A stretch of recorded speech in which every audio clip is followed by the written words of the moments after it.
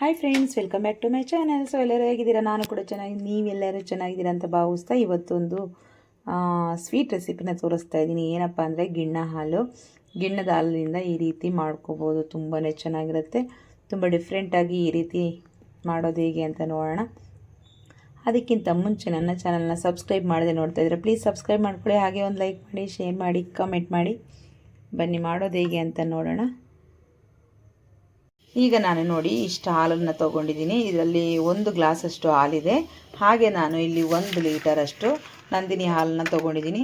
But ನೀವು ನಂದಿನಿ ಹಾಲನ್ನೇ ತೊಗೊಂಡು ನೀವು ಮಾಡಿ, ಆಗ ತುಂಬ ಚೆನ್ನಾಗಿ ಬರುತ್ತೆ. ಯಾವುದೇ ಒಂದು ಗಿಣ್ಣ ಹಾಲು ಮಾಡಬೇಕಂದ್ರೆ ಬೇರೆ ಬ್ರ್ಯಾಂಡಲ್ಲಿ ಯಾವುದಾದ್ರೂ ಹಾಲು ತೊಗೊಂಡು ಮಾಡಿದ್ರೆ ಅದು ನೀರಂಶ ಜಾಸ್ತಿ ಇರುತ್ತೆ. ನಾನು ಆಲ್ರೆಡಿ ಒಂದು ವಿಡಿಯೋದಲ್ಲಿ ಮಾಡಿದ್ದೀನಿ. ತುಂಬ ನೀರಂಶನೇ ಜಾಸ್ತಿ ಇದೆ. ನಾವು ಗಟ್ಟಿ ಇದೆ ಅಂತ ತೊಗೊಂಡ್ರು ಕೂಡ ನಾವು ಬೇಯಿಸಿದಾಗ ಗೊತ್ತಾಗುತ್ತೆ ಅದರ ನೀರು ಕಂಟೆಂಟ್ ಜಾಸ್ತಿ ಇದೆ ಅಂತ ಹೇಳಿ. ಹಾಗೆ ಇಲ್ಲಿ ನಾನು 1 ಕಪ್ಪು ರವೆ ತೊಗೊಂಡಿದ್ದೀನಿ, 1 ಕಪ್ಪು ಅವಲಕ್ಕಿ ತೊಗೊಂಡಿದ್ದೀನಿ. ಸೊ ಇವೆರಡನ್ನ ಹುರಿದಿಟ್ಕೋಬೇಕು. ಹುರಿದ್ಬಿಟ್ಟು ಆಮೇಲೆ ಇದನ್ನು ನೆನೆಸ್ಬೇಕು. ಸೊ ಇವಾಗ ಮಾಡೋದು ಹೇಗೆ ಅಂತ ನೋಡೋಣ. ಹಾಗೆ ಇದಕ್ಕೆ ತಕ್ಕನಾಗಿ ನಾವು ಸ್ವೀಟ್ ಎಷ್ಟು ಬೇಕು ನೋಡಿಕೊಂಡು ತೊಗೊಳ್ಳಿ. ನಾನಿದು ಒಂದು ದೊಡ್ಡ ಬೌಲಷ್ಟು, ಇಲ್ಲಿ ಸುಮಾರು 1/4 kg ಜಾಸ್ತಿ ಇದೆ ಬೆಲ್ಲ ತೊಗೊಂಡಿದ್ದೀನಿ. ಇದನ್ನು ಕರಗೋದಕ್ಕಿಡೋಣ. ಈಗ ಮಾಡೋದು ಹೇಗೆ ಅಂತ ನೋಡೋಣ. ವಿಡಿಯೋ ಎಂಡವರೆಗೂ ನೋಡಿ, ಆಗ ಅರ್ಥ ಆಗುತ್ತೆ. ತುಂಬ ಚೆನ್ನಾಗಿರುತ್ತೆ ಮಾಡೋದು ಹೇಗೆ ಅಂತ. ಹಾಗೆ ನಿಮಗೂ ಕೂಡ ಇಷ್ಟ ಆಗುತ್ತೆ. ಬನ್ನಿ ಮಾಡೋದು ಹೇಗೆ ಅಂತ ನೋಡೋಣ. ಈಗ ನಾನು ಒಂದು ಪ್ಯಾನ್ ಇಟ್ಕೊಂಡಿದ್ದೀನಿ. ಈಗ ಸ್ಟವ್ನ ಆನ್ ಮಾಡ್ಕೊಳ್ಳೋಣ. ಹಾಗೆ ಬೆಲ್ಲಕ್ಕೆ ಒಂದು ಅರ್ಧ ಗ್ಲಾಸಷ್ಟು ನೀರನ್ನು ಸೇರಿಸ್ಕೊಂಡು ಕರಗಿಸ್ಕೊಳ್ಳೋಣ. ಜಸ್ಟ್ ಕರಗಿದ್ರೆ ಸಾಕು ನಮಗೆ. ಅದ್ರ ಕಸ ಏನಾದ್ರು ಇರುತ್ತೆ ಸೋಸ್ಕೊಂಡ್ಬಿಡೋಣ. ಈಗ ನಾನು 1 ಕಪ್ ರವೆ ಅವಲಕ್ಕಿನ ಸ್ವಲ್ಪ ಬಿಸಿ ಮಾಡ್ಕೊಳ್ಳೋಣ. ಇದನ್ನು ಸ್ವಲ್ಪ ಬಿಸಿ ಮಾಡಿಕೊಂಡು ನಂತರ ತೊಳೆದು ನೆನೆಸ್ಬಿಟ್ಟು ಇಟ್ಕೊಳ್ಳೋಣ. ಈ ರೀತಿ ಚೆನ್ನಾಗಿ ಸ್ವಲ್ಪ ಬಿಸಿ ಮಾಡ್ಕೋಬೇಕು. ತುಂಬಾ ಚೆನ್ನಾಗಿರುತ್ತೆ. ಈ ರೀತಿ ಗಿಣ್ಣದ ಹಾಲು ಮಾಡ್ಕೊಳ್ಳಿ ಒಂದ್ಸಲಿ ಮನೆಯಲ್ಲಿ. ಇವಾಗೆಲ್ಲ ರೆಡಿಮೇಡ್ ಪ್ಯಾಕೆಟ್ಸ್ ಕೂಡ ಸಿಗ್ತಾ ಇದೆ ಗಿಣ್ಣ ಹಾಲು. ಸೊ ಇದು ಒರಿಜಿನಲ್ ಹಸುವಿಂದ ತಂದಿರೋ ಅಂತಹ ಹಾಲು. ಸೊ ನಾನು ಚಿಕ್ಕ ವಯಸ್ಸಲ್ಲಿ ತಿಂದಿರೋ ಅಂತಹ ಹಾಲು ಇದು. ಆವಾಗಿಂದ ಮತ್ತೆ ಎಲ್ಲೂ ಸಿಕ್ಕೇ ಇಲ್ಲ ನನಗೆ. ಸೊ ಈಗ ನಮ್ಮ ತಾಯಿ ಬಂದಾಗ ತೊಗೊಂಡು ಬಂದಿದ್ದರು. ಸೊ ಹಾಗಾಗಿ ಮಾಡ್ತಾಯಿದ್ದೀನಿ. ಹಾಗೆ ಮಾಡಿಬಿಟ್ಟು ಸ್ವಲ್ಪ ಹಾಗೆ ನಮ್ಮ ಅತ್ತೆ ಮನೆಗೆ ಎಲ್ಲರಿಗೂ ಕೊಡೋಣ ಅಂತ ಅಂದ್ಕೊಂಡಿದ್ದೀನಿ. ಮಾಡಿದಾಗ ನಾವು ಅಷ್ಟೇ ತಿಂದರೆ ಚೆನ್ನಾಗಿರಲ್ಲ. ಸ್ವಲ್ಪ ಎಲ್ಲರಿಗೂ ಕೊಟ್ಟು ತಿಂದರೆ ಅದೊಂದು ಖುಷಿ ಇರುತ್ತೆ. ನಮಗೆ ನಾವೇ ತಿನ್ಕೊಂಡು ನಾವೇ ಮಾಡ್ಕೊಂಡಿದ್ರೆ ಅಷ್ಟು ಚೆನ್ನಾಗಿರಲ್ಲ. ಯಾರಿಗಾದ್ರು ಒಬ್ರಿಗೋ ಇಬ್ರಿಗೋ ಕೊಟ್ಟು ತಿಂದರೆ ಅದರ ಖುಷಿನೇ ಬೇರೆ ಇರುತ್ತಲ್ವ. ಹಾಗಾಗಿ ಏನಾದ್ರು ಸ್ವೀಟ್ ಮಾಡಿದಾಗ ಕೊಡಬೇಕು ಎಲ್ಲರಿಗೂ, ಒಂದು ಇಬ್ಬರಿಗೆ ಯಾರಿಗಾದ್ರು ಬೇಕಾದವರಿಗೆ. ಇದನ್ನು ಚೆನ್ನಾಗಿ ಫ್ರೈ ಮಾಡ್ಕೊಳ್ಳೋಣ. ಈಗ ಇದಾಗಿದೆ, ಆಫ್ ಮಾಡ್ಕೊಳ್ಳೋಣ. ಈಗ 1 ಕಪ್ ರವೆ ಸೇರಿಸ್ತಾ ಇದ್ದೀನಿ. ಇದನ್ನು ಕೂಡ ಚೆನ್ನಾಗಿ ಹುರ್ಕೊಳ್ಳೋಣ. ನೀವು ರವೆ ಇದು ನಾನು ಬನ್ಸಿ ರವೆ ತೊಗೊಂಡಿದ್ದೀನಿ. ನೀವು ನಾರ್ಮಲಾಗಿ ಬಾಂಬೆ ರವೆ ಯಾವುದಾದ್ರು ತೊಗೋಬೋದು. ನಾನಿಲ್ಲಿ ಬನ್ಸಿ ರವೆನೇ ತೊಗೊಂಡಿದ್ದೀನಿ. ಸೊ ಇದೇ ಇತ್ತು, ಹಾಗಾಗಿ ಇದನ್ನೇ ಯೂಸ್ ಮಾಡ್ತೀನಿ. ಇದರಲ್ಲಿ ಇನ್ನೊಂದು ಸ್ವಲ್ಪ ದಪ್ಪದ ರವೆ ಕೂಡ ಸಿಗುತ್ತೆ. ಇದರಲ್ಲಿ ಸ್ವಲ್ಪ ಮೀಡಿಯಮ್ ಇದು. ಸೊ ಹಾಗಾಗಿ ನಾನು ಇದನ್ನೇ ಯೂಸ್ ಮಾಡ್ಕೋತಾ ಇದ್ದೀನಿ. ಈ ರೀತಿ ಚೆನ್ನಾಗಿ ಇದನ್ನು ಕೂಡ ಫ್ರೈ ಮಾಡ್ಕೊಳ್ಳೋಣ. ಹಾಗೆ ಇಲ್ಲಿ ಬೆಲ್ಲ ಕೂಡ ಚೆನ್ನಾಗಿ ಕರಗ್ತಾ ಇದೆ. ರವೆ ಕೂಡ ಫ್ರೈ ಆಯಿತು. ಈಗ ಸ್ಟವ್ನ ಆಫ್ ಮಾಡ್ಕೊಂಡು ಇದೊಂದು ಪ್ಲೇಟಲ್ಲಿ ಹಾಕ್ಕೊಳ್ಳೋಣ. ರವೆ ಒಂದು ಪ್ಲೇಟಲ್ಲಿ, ಹಾಗೆ ಅವಲಕ್ಕಿ ಕೂಡ ಒಂದು ಪ್ಲೇಟಲ್ಲಿ ತೆಗೆದಿಟ್ಕೊಂಡಿದ್ದೀನಿ. ಈಗ ನಾನಿಲ್ಲಿ ಅವಲಕ್ಕಿ ತೊಳೆದು ಹಾಗೆ ಸ್ವಲ್ಪ ನೀರನ್ನು ಬಿಟ್ಟು ಹಾಗೆ ನೆನೆಸೋದಕ್ಕೆ ಇಡ್ತಾ ಇದ್ದೀನಿ. ಈಗ ನಾನು ಒಂದು ಬಾಣಲೆ ಇಟ್ಕೊಂಡಿದ್ದೀನಿ. ಸ್ಟವ್ನ ಆನ್ ಮಾಡ್ಕೊಂಡಿಲ್ಲ. ಸೊ ಈಗ ಹಾಲನ್ನು ಸೇರಿಸ್ಕೊಳ್ಳೋಣ. ಫಸ್ಟು ಈಗ ಹಾಲನ್ನು ಸೇರಿಸ್ತಾ ಇದ್ದೀನಿ. ಸ್ವಲ್ಪ ದೊಡ್ಡ ಪಾತ್ರೆನೇ ಇಟ್ಕೊಳ್ಳಿ. ನಾನಿಲ್ಲಿ ಕಡಾಯಿ ಇಟ್ಕೊಂಡಿದ್ದೀನಿ. ನಿಮ್ಗೆ ಯಾವುದು ಅವೈಲೇಬಲ್ ಇರುತ್ತೋ ಅದನ್ನೇ ಇಟ್ಕೊಳ್ಳಿ. ನೀರನ್ನು ಸೇರಿಸ್ತಾ ಇಲ್ಲ ನಾನಿಲ್ಲಿ, ಬರೀ ಹಾಲು ಮಾತ್ರನೇ ಸೇರಿಸ್ತಾ ಇದ್ದೀನಿ. 1 ಲೀಟರ್ ಹಾಲು ತೊಗೊಂಡಿದ್ದೀನಿ ನಾನು.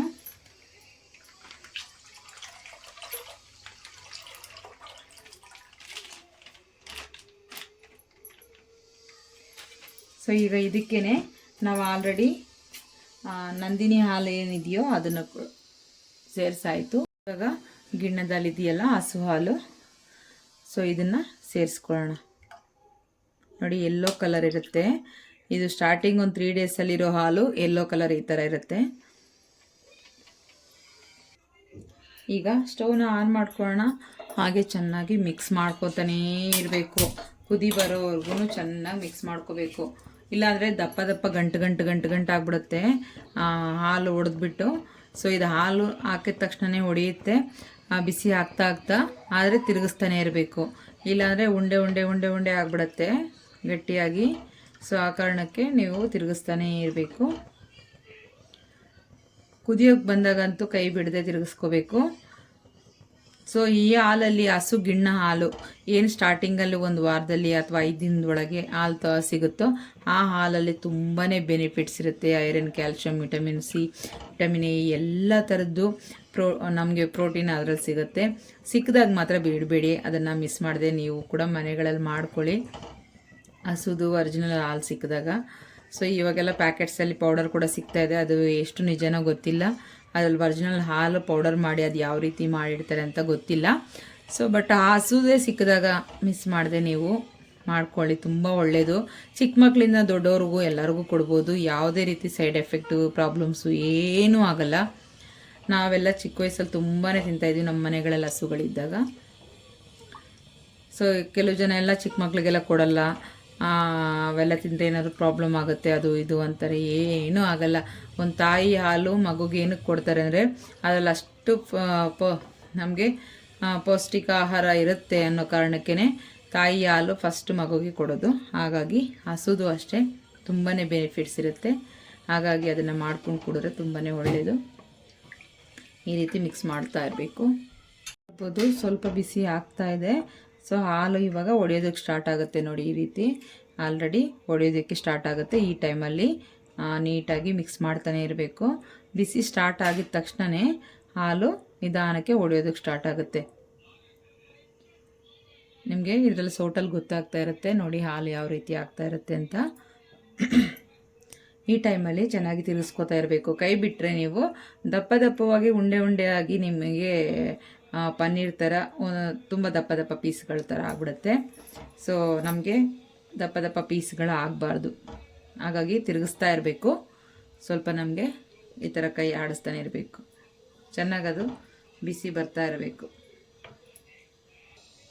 ಈಗ ಚೆನ್ನಾಗಿ ಕುದಿ ಬರ್ತಾ ಇದೆ. ಈ ಟೈಮಲ್ಲಿ ನಾವು ಅವಲಕ್ಕಿ ನೆನೆಸಿಟ್ಕೊಂಡಿದ್ದೀವಲ್ಲ ಅದನ್ನು ಸೇರಿಸ್ಕೊಂಡ್ಬಿಡೋಣ. ಆಲ್ರೆಡಿ ನಾವು ಅದನ್ನು ಚೆನ್ನಾಗಿ ಹುರಿದ್ಬಿಟ್ಟು ತೊಳೆದು ಇಟ್ಕೊಂಡಿರೋದು ಚೆನ್ನಾಗಿ ಮಿಕ್ಸ್ ಮಾಡ್ಕೋತಾ ಇರೋಣ. ನೋಡಿ ಹಾಲು ಯಾವ ರೀತಿ ಆಗ್ತಾ ಇದೆ ಅಂತ. ಈ ರೀತಿ ಬರಬೇಕು. ತುಂಬ ಗಡ್ಡೆಗಳ ಥರ ನಮಗೆ ಇದಾಗಬಾರ್ದು. ಹಾಲು ಈ ರೀತಿ ಆಗಬೇಕು. ಇನ್ನೂ ಅದು ನೀಟಾಗಿ ಪೀಸ್ ಆ ಥರ ನಮಗೆ ಒಂದು ಚೆನ್ನಾಗಿ ಬರುತ್ತೆ. ತುಂಬ ಒಡಕಲಾಗಿ ಹಾಲು ಹೊಡೆದ್ರೆ ಫುಲ್ ನಾವು ಲೆಮನೆಲ್ಲ ಹಾಕಿ ಹೊಡಿಸಿದಾಗ ಯಾವ ಥರ ಇರುತ್ತೋ ಆ ಥರ ಬರುತ್ತೆ. ಇದು 1-2 ಸೆಕೆಂಡ್ ಕುದೀಲಿ. ಒಂದೊಂದಾಗಿ ಸೇರಿಸ್ಕೊಳ್ಳೋಣ.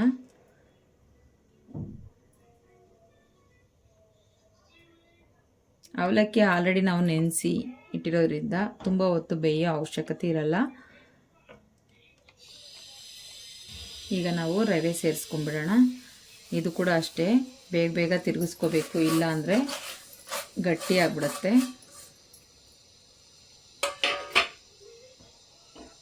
ನೋಡಿ ಒಂದೇ ಕಡೆ ಹಾಕಿ ಬಿಟ್ಬಿಟ್ರೆ ಗಟ್ಟಿ ಆಗಿಬಿಡುತ್ತೆ. ಬೇಗ ಫಾಸ್ಟಾಗಿ ತಿರುಗಿಸ್ತಾನೆ ಇರಬೇಕು. ನೋಡಿ ಆಲ್ರೆಡಿ ರವೆ ಬಿದ್ದ ತಕ್ಷಣವೇ ಗಟ್ಟಿ ಆಗಿಬಿಡುತ್ತೆ. ಎಲ್ಲದನ್ನು ನಾವು ಉಪ್ಪಿಟ್ಟು ಮಾಡಿದಾಗ ಯಾವ ರೀತಿ ಗಟ್ಟಿ ಆಗಿಬಿಡುತ್ತೋ ಆ ಥರ ಗಟ್ಟಿ ಆಗಿಬಿಡುತ್ತೆ.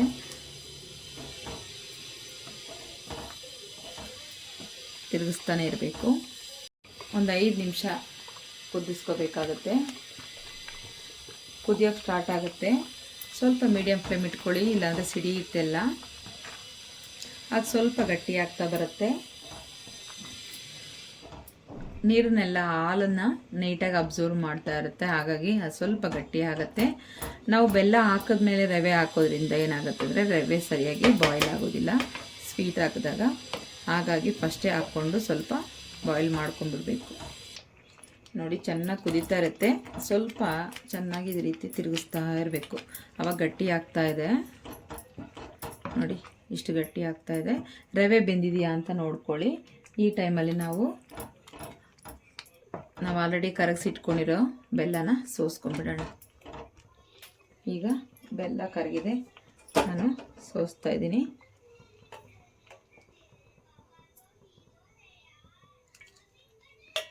ಕಸ ಕಡ್ಡಿ ಎಲ್ಲ ಇರುತ್ತೆ ಅನ್ನೋ ಕಾರಣಕ್ಕೆ ಬೆಲ್ಲ ಸೋಸ್ಕೋಬೇಕು, ಇಲ್ಲ ಅಂದರೆ ನೋಡಿ ಇದರಲ್ಲಿ ತೋರಿಸ್ತೀನಿ ನಿಮಗೆ, ಹಾಗೆ ಇರುತ್ತೆ ಕಸ, ಹಾಗೆ ಅದೆಲ್ಲ ಗಲೀಜು ಥರ. ಈಗ ಚೆನ್ನಾಗಿ ತಿರುಗಿಸ್ಕೊಳ್ಳೋಣ. ಬೆಲ್ಲ ಹಾಕಿದ್ಮೇಲೆ ನೋಡಿ ಇನ್ನೂ ಅಷ್ಟು ಹಾಲು ಉಡಿಯುತ್ತೆ. ಆ ಟೈಮಲ್ಲಿ ಚೆನ್ನಾಗಿ ಸ್ವಲ್ಪ ಹೈ ಫ್ಲೇಮ್ ಇಟ್ಕೋಬೇಡಿ, ಕಮ್ಮಿ ಇಟ್ಕೋಬೇಕು.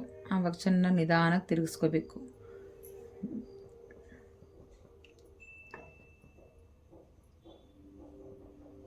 ಸ್ವಲ್ಪ ಹೊತ್ತು ಚೆನ್ನಾಗಿ ಕುದಿಬೇಕು, ಹಾಗೆ ಗಟ್ಟಿ ಆಗುತ್ತೆ ಸ್ವಲ್ಪ ಮಟ್ಟಿಗೆ.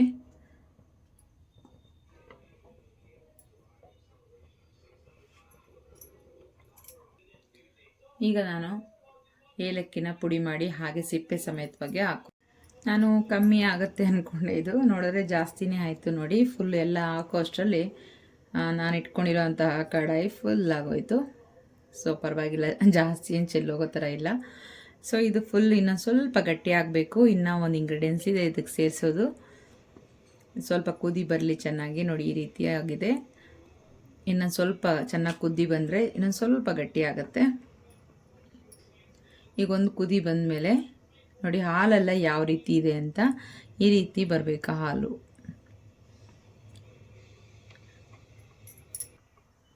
ಈಗ ನಿಧಾನ ಗಟ್ಟಿ ಆಗ್ತಾ ಇದೆ ನೋಡಿ, ಈ ಥರ ಸ್ವಲ್ಪ ಸ್ವಲ್ಪ ನಮಗೆ ಸ್ವಲ್ಪ ಕುದಿ ಬಂದರೆ ಗಟ್ಟಿ ಆಗುತ್ತೆ. ತಳದಲ್ಲಿ ಗಟ್ಟಿಗಿದೆ ನೋಡಿ, ಈ ರೀತಿ ಮಿಕ್ಸ್ ಮಾಡ್ತಾ ಇರಬೇಕು, ಸ್ವಲ್ಪ ಕುದಿಬೇಕು ನೋಡಿ. ಈಗ ತೆಂಗಿನಕಾಯಿ ತುರಿದಿಟ್ಕೊಂಡಿದ್ದೀನಿ 1 ಕಪ್ಪಷ್ಟು. ನೀವು ಹಸಿದಾದರೂ ಹಾಕ್ಕೊಳ್ಳಿ, ಒಣಗಿದ್ದಾದರೂ ಹಾಕ್ಕೊಳ್ಳಿ. ನಾನಿಲ್ಲ ಹಸಿ ತೆಂಗಿನಕಾಯಿನ ತುರಿದ್ಬಿಟ್ಟು ಈ ರೀತಿ ಹಾಕ್ಕೋತಾ ಇದ್ದೀನಿ. ಲಾಸ್ಟಲ್ಲಿ ಇದನ್ನು ಹಾಕ್ಕೊಳ್ಳೋದ್ರಿಂದ ಒಳ್ಳೆ ಟೇಸ್ಟ್ ಇರುತ್ತೆ. ಕಡಾಯಿ ಫುಲ್ ಆಗ್ತಾ ಬಂದುಬಿಡ್ತು ನೋಡಿ, ಗಟ್ಟಿ ಕೂಡ ಆಗ್ತಾ ಇದೆ ಆಲ್ರೆಡಿ. ಇನ್ನೊಂದು 2 ನಿಮಿಷ ಇದ್ದರೆ ಸಾಕಾಗುತ್ತಿದ್ದು. ಹಾಗೆ ಗಿಣ್ಣದ ಹಾಲು ತಿನ್ನಬೇಕು ಅಂದಾಗ ನೀವು ಬಿಸಿ ಬಿಸಿದನ್ನೇ ತಿನ್ನಬೇಡಿ, ಇದನ್ನು ಟೇಸ್ಟೇ ಸಿಗಲ್ಲ ನಿಮಗೆ. ಬಿಸಿ ಇದ್ದಾಗ ಸ್ವಲ್ಪ ತಣ್ಣಗಾದ್ಮೇಲೆ ತಿನ್ನಿ, ಸಾಕತ್ತಾಗಿರುತ್ತೆ. ಬಿಸಿ ಇದ್ದಾಗ ನಿಮಗೆ ಅಷ್ಟು ಟೇಸ್ಟ್ ಅನಿಸಲ್ಲ, ಏನೋ ಮಾಮೂಲಿಗೇನೋ ಒಂದು ಪಾಯಸ ತಿಂತಾಯಿದ್ದೀವಿ ಅನಿಸುತ್ತೆ. ಸ್ವಲ್ಪ ತಣ್ಣಗಾಗ್ಬಿಡ್ಬೇಕು ಫುಲ್ಲು. ತಣ್ಣಗಾದ್ಮೇಲೆ ತಿಂದು ನೋಡಿ ಎಷ್ಟು ಚೆನ್ನಾಗಿರುತ್ತೆ ಗೊತ್ತಾ. ಬಟ್ ಇಲ್ಲೆಲ್ಲ ಸಿಟಿಗಳಲ್ಲಿ ನಮ್ಗೆ ಎಲ್ಲಿ ಸಿಗುತ್ತೆ, ಎಲ್ಲೂ ಸಿಗಲ್ಲ. ಬಟ್ ಎಲ್ಲರಿಗೂ ಸಿಗಲಿ ಅನ್ನೋ ಕಾರಣಕ್ಕೆ ಪ್ಯಾಕೆಟ್ಗಳನ್ನ ಮಾಡಿ ಮಾರ್ತಾ ಇದ್ದಾರೆ. ಬಟ್ ಗೊತ್ತಿಲ್ಲ ಅದರಲ್ಲಿ ಎಷ್ಟು ಕ್ವಾಲಿಟಿ ನಿಜ ಇದೆಯೋ ಸುಳ್ಳಿದೆಯೋ, ಒರಿಜಿನಲ್ ಕ್ವಾಲಿಟಿ ಇದೆಯೋ ಎಲ್ಲ ಕೆಮಿಕಲ್ಸ್ ಇದೆಯೋ ಅಂತ. ಇನ್ನೊಂದು 2 ನಿಮಿಷ ನೋಡಿ, ಇಷ್ಟಾದರೆ ಸಾಕಾಗುತ್ತೆ. ಇವಾಗ ತಣ್ಣಗಾಗೋದಕ್ಕೆ ಬಿಡೋಣ, ಸ್ಟವ್ನ ಆಫ್ ಮಾಡೋಣ. ಗಟ್ಟಿಯಾಗಿದೆ, ಇನ್ನೂ ಗಟ್ಟಿಯಾಗುತ್ತೆ ತಣ್ಣಗಾದಾಗ. ಸೊ ಈಗ ಸ್ಟವ್ನ ಆಫ್ ಮಾಡಿ ಒಂದು 5 ನಿಮಿಷ ಬಿಟ್ಬಿಡೋಣ, ಆಮೇಲೆ ನೋಡೋಣ. ಈಗ ನೋಡಿ ರೆಡಿಯಾಗಿದೆ ನೋಡಿ, ನೋಡ್ತಾ ಇರ್ಬೋದು ಎಷ್ಟು ಚೆನ್ನಾಗಿ ರೆಡಿಯಾಗಿದೆ. ಇಷ್ಟು ಗಟ್ಟಿ ಆದರೆ ಸಾಕಾಗುತ್ತೆ, ತುಂಬ ತೆಳುವಾಗಿರಬಾರ್ದು, ತುಂಬ ಗಟ್ಟಿ ಆಗಬಾರ್ದು. ಇದು ಇನ್ನೂ ಹಾರ್ತಾ ಇನ್ನೂ ಸ್ವಲ್ಪ ಹೊಗೆ ಬರ್ತಾ ಇದೆ. ಸೊ ಇನ್ನೂ ಹಾರಿದ್ರೆ ಇನ್ನೂ ಸ್ವಲ್ಪ ಗಟ್ಟಿ ಆಗುತ್ತೆ. ಬಟ್ ಇದು ಕರೆಕ್ಟಾಗಿರುತ್ತೆ, ತುಂಬಾ ಚೆನ್ನಾಗಾಗಿದೆ. ಈಗ ಬೌಲ್ಗೆ ಸರ್ವ್ ಮಾಡ್ಕೊಳ್ಳೋಣ. ಎಷ್ಟು ಚೆನ್ನಾಗಿ ಟೇಸ್ಟ್ ಇರುತ್ತೆ ಅಂದರೆ ತುಂಬಾ ಚೆನ್ನಾಗಿರುತ್ತೆ. ಮಿಸ್ ಮಾಡಿದೆ, ನಿಮ್ಮ ಮನೆಗಳಲ್ಲೂ ಈ ಪ್ರೋಟೀನ್ ಆಗಿರೋಂತಹ ಹಾಲಲ್ಲಿ ನಿಮ್ಮ ಮನೆಯಲ್ಲೂ ಒಂದ್ಸರಿ ಮಾಡ್ಕೊಂಡು ನೋಡಿ. ಯಾವಾಗಲಾದ್ರೂ ಸಿಕ್ಕಿದಾಗ ಬಿಡಬೇಡಿ. ಸೊ ನಿಮಗೆಲ್ಲರಿಗೂ ಈ ವಿಡಿಯೋ ಇಷ್ಟ ಆಗಿದೆ ಅನ್ಕೋತೀನಿ. Thank you for watching. ಮತ್ತೆ ಸಿಗೋಣ ನೆಕ್ಸ್ಟ್ ವಿಡಿಯೋದಲ್ಲಿ. ಅಲ್ಲಿವರೆಗೂ ಟೇಕ್ ಕೇರ್, ಬಾಯ್ ಬಾಯ್.